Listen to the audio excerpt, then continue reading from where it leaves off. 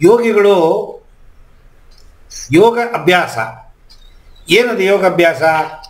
ನೀವು ಸ್ವರಯೋಗ ಕಲಿರಿ, ಕುಂಡಲಿನಿ ಕ್ರಿಯಾಯೋಗ ಕಲಿರಿ, ವಾಸಿಯೋಗ ಕಲಿರಿ, ರಾಜಯೋಗ ಕಲಿರಿ. ಪ್ರತಿಯೊಂದರಲ್ಲೂ ವ್ಯಾಯಾಮ, ಆಸನಗಳು ಇದ್ದೇ ಇದೆ. ವ್ಯಾಯಾಮ, ಆಸನ ಅಥವಾ ವ್ಯಾಯಾಮ. ಅದು ಆದ ಮೇಲೆ ಒಂದು ಪ್ರಾಣಾಯಾಮ. ಸೊ ಈ ಪ್ರಾಣಾಯಾಮ ಇವುಗಳೆಲ್ಲ ಸರಿಯಾಗಿ ಮಾಡಬೇಕು ಅಂತಂದರೆ ಧ್ಯಾನ ಮಾಡ್ತಾರೆ. ಕೊನೆಗೆ ಲಾಸ್ಟಲ್ಲಿ ಮಾಡೋದು ಧ್ಯಾನ. ಈ ಧ್ಯಾನ ಮಾಡೋ ಟೈಮು 2 ಮೂಗಿನ ಹೊಳ್ಳಿನಲ್ಲಿ ಗಾಳಿ ಹೋಗಿ ಬರಬೇಕು. ಅದಕ್ಕೆ ಒಬ್ಬ ಗುರು ಬೇಕು ಅನ್ನೋದು.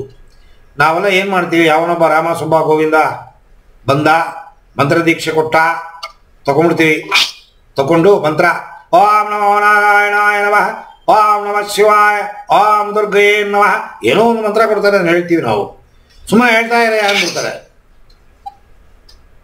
ಸರಿಯಾದ ರೀತಿಯಲ್ಲಿ ನೀವು ಯೋಗಾಭ್ಯಾಸವನ್ನು ಮಾಡಬೇಕು, ಧ್ಯಾನ ಮಾಡಬೇಕು ಅಂದರೆ 2 ಮೂಗಿನ ಹೊಳ್ಳೆ ಓಪನ್ ಇರಬೇಕು. ಅಂದರೆ ಸುಷುಮ್ನ ನಾಡಿ ಆಕ್ಟಿವ್ ಆಗಿರಬೇಕು. ಸುಷುಮ್ನ ನಾಡಿಯನ್ನು ಆಕ್ಟಿವೇಟ್ ಮಾಡೋ ದಾರಿ ನಿಮಗೆ ಹೇಳಿಕೊಟ್ಟಿದ್ದಾರೆ 2. ಅದು ಸರಿಯಾಗಿ ಮಾಡಿದ್ರೆ ಮಾತ್ರ ನಿಮ್ಮ ಮನಸ್ಸು ಮತ್ತು ನಿಮ್ಮ ದೇಹದ ಆತ್ಮ, ಮನಸ್ಸು, ದೇಹ 3 ಸೇರುತ್ತೆ ಒಟ್ಟಿಗೆ. ಆವಾಗ ನಿಮಗೆ ಸಮಾಧಿ ಸ್ಥಿತಿ ಸಿಗತ್ತೆ. ಇಲ್ಲ ಸಿಗಲ್ಲ. 10 ವರ್ಷ ಧ್ಯಾನ ಮಾಡಿದ್ರು ಏನೂ ಎಫೆಕ್ಟ್ ಇರಲ್ಲ. ಏನೇನೋ ಫೀಲಿಂಗ್ಸ್ ಎಲ್ಲ ಬರುತ್ತೆ ಹೊರತು ಆಧ್ಯಾತ್ಮದಲ್ಲಿ ಪರ್ಫೆಕ್ಟ್ ಟ್ಯೂನಪ್ಪು ಆಗೋದಿಲ್ಲ.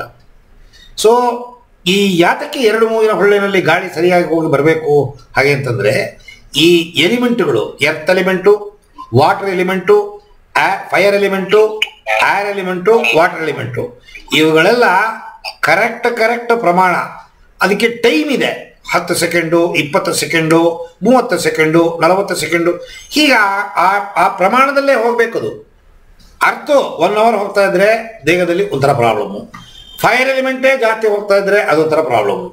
ಫಿಕ್ಸ್ ಮಾಡಿಬಿಟ್ಟಿದ್ದಾರೆ. ಅಂದರೆ ಭಗವಂತ ಫಿಕ್ಸ್ ಮಾಡಿರೋದು, ನಾನು ನೀವು ಅಲ್ಲ. ಆ ಫಿಕ್ಸ್ ಮಾಡಿರೋದು ಭಗವಂತ. ಅದರ ಪ್ರಕಾರ ಹೋಗಬೇಕು. ಹೋಗ್ತಾ ಇಲ್ಲ. ಯಾಕೆ ಅಂತಂದರೆ ಗೊಂದಲಗಳು ಜೀವನದಲ್ಲಿ ತೊಂದರೆ. ಮನಸ್ಸು ಸರಿಯಾಗಿದ್ದರೆ ಮಾತ್ರ ಇದೆಲ್ಲ ಸರಿಯಾಗತ್ತೆ.